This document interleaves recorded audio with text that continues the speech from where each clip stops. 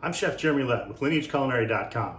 Today I'd like to talk to you about why I recommend buying whole chickens from your grocery store and learning to butcher them yourself.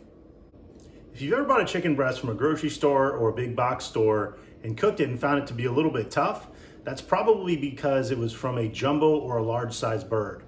In the chicken industry, all of the birds are tending to get bigger and bigger because they're just becoming more efficient at feeding the chickens and growing them. So they're selling more large sized birds. And in large sized birds, there can be a condition called woodiness, which can get into the chicken breast, and it can make it very tough and difficult to eat. You only find that in large and jumbo birds. You will not find that in medium sized birds. But the problem is most grocery stores don't sell chicken meat from medium sized birds unless you get a whole chicken. These are all, about 3 or 4 pounds. This is a medium bird here. So these are the birds you want to buy because this is going to produce the most tender and juiciest chicken. And with a little practice and a little technique, you can learn how to butcher these. It's really not that difficult, and I'll show you how. So here I've got my whole chicken, and these are called WOG chickens, W-O-G, and that stands for without giblets. Giblets are the liver, the gizzard, the heart, and the neck, and those parts are typically removed.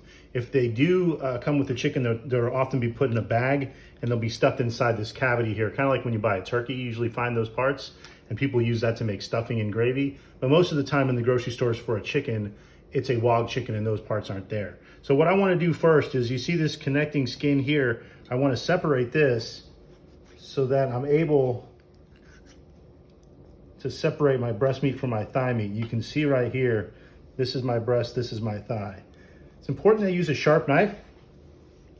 A sharp knife is much less dangerous than a dull knife because a sharp knife won't slip on you. A dull knife, if you put it on a surface and you're trying to cut, it can slip, and that's when people tend to get cut. So always make sure your knife is nice and sharp. Now this is the breast meat on the chicken. This is the 2 wings here. And these are your thighs and your drumsticks.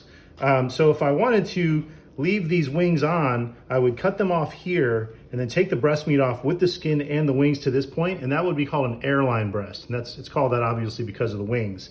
And that's a fun cut of chicken. If you want to have a little bit of dark meat on there, keep that skin. It's really good to sear that skin and then roast, and airline chicken works really nicely for that. But for today, I'm going to break this down into more smaller components. So we'll start by popping those thigh bones. You just kind of push them back and you can feel them pop. So that way they come out of the socket and it's easy to get in there and remove those. And then follow along the side here until you get to that joint.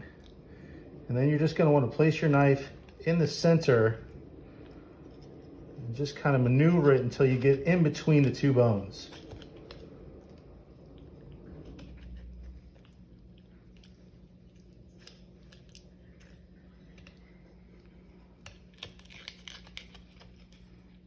There we go, and I'm separated here. Now I've zoomed in a little closer on my chicken here so that hopefully you can get a better view of what we're doing when we separate this leg quarter. So I've cut around here and separated the thigh from the chicken breast here. And if you can see, hopefully you can see that, this is where the thigh bone here connects over here with the hip. And there's just there's a tendon here and a little bit of cartilage in here. And so that's where I'm gonna slide my knife. Now I am right-handed, so I'll try to keep my hands out of the screen as much as possible without cutting my fingers off. But there we go. So now I've removed that. And there, now I'm able to take my thigh off here. Now this here is the backbone, and we're gonna hold on to this because this is great for making soups and stocks. Okay, so we have our quarters removed. Now we're gonna take care of the wings. So I'm gonna flip this over, and then here's the backbone. And you can see here, I have already started to remove some of that skin. I haven't done it over here yet, so let me go ahead and do that. I wanna remove this skin so that way I can get to the joint. Now I'm not cutting into the meat here. I'm just cutting that skin because I don't wanna cut into my chicken breast. But now what you can see is, again, just like the quarter where that thigh bone met the hip bone, here you've got this, whatever this is, wing bone, I guess this is called. And again, there's that tendon on top. You can see it a little better here. I cut right through that tendon, and then I'm gonna slide my knife through. Now here, this is breast meat here, so I wanna be very careful that I'm not cutting into that and hacking up my breast meat. I want to just take the wing out and leave as much of the breast meat on as possible because that's the best. Well, it's arguable, but that's some of the most expensive and high quality part of the chicken. Personally, I like the thighs better, but that's just me. Okay, now my wings are removed. I'm gonna come in here and I'm gonna run my knife along and I've already done this here, but what I'm doing is I'm finding the bone here. There's the bone up here, and then there's that wishbone, and I'm gonna run my knife along the wishbone. And then here, actually, let me turn it this way. Then what I did is I came along the backbone and just slid my knife right along the bone. And when you're butchering meat, you want to try to let the meat come off the bone on its own because we're dealing with whole muscle proteins here. So you don't want to hack up your protein.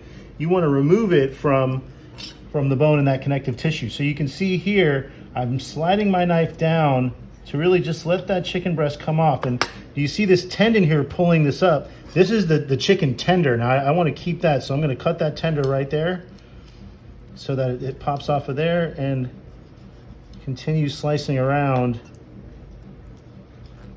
so that now my chicken breast, it's ready to come off here.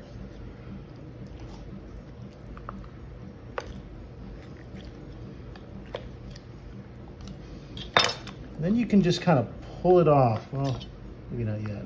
Still stuck to my wishbone here is holding it in a little bit. So kind of pop that wishbone out of there. And just detach my chicken breast.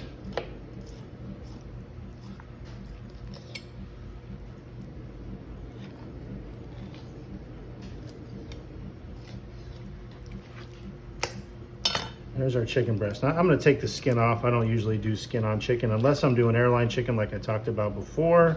So here's our nice chicken breast. There's the tender. Go ahead and remove that. But there's a nice chicken breast we have there. And I can come in here and clean this up just a little bit. I'll take that off. And really this is just for aesthetics, but if I want to clean this up just a little bit, just to make it look nice, there we go.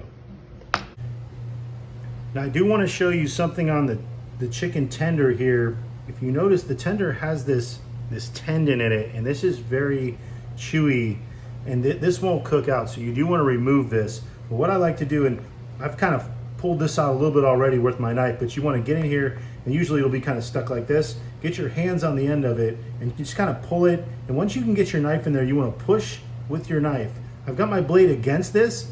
It's going to be difficult to cut through this unless I'm really trying, but I'm trying to scrape along this tendon and pushing it down onto my cutting board so that I can get this meat off.